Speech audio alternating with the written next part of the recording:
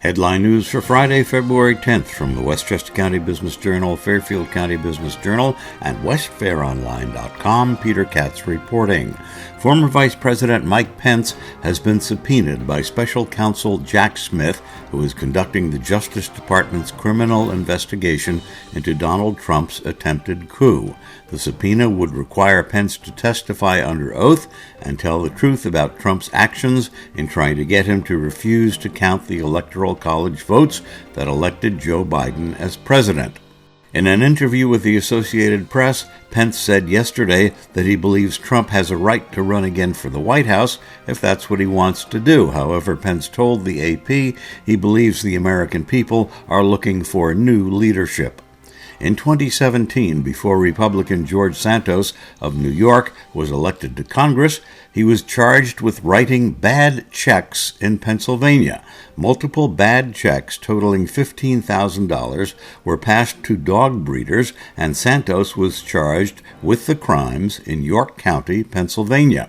An attorney convinced the authorities that blank checks had been stolen from Santos and forged by someone else, and the charges against Santos were dropped. Russia's latest offensive in Ukraine is intensifying, with new missile attacks on civilian targets in the eastern part of the country as the February 24th one-year anniversary of the Russian invasion approaches. Ukrainian authorities said today that 71 missiles were fired by the Russians and 7 drones were used in the latest attacks.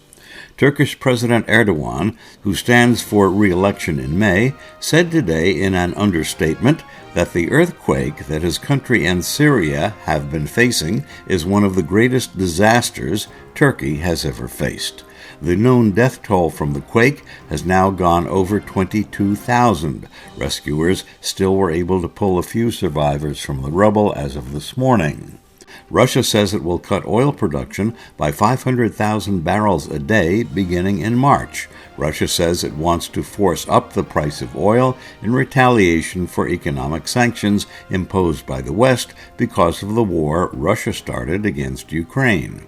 U.S. television viewership for the Super Bowl is expected to be more than 100 million on Sunday. The price of a 30-second commercial went up by $500,000 from last year to $7 million this year. Stay in touch with the Westchester County Business Journal, Fairfield County Business Journal, and westfaironline.com.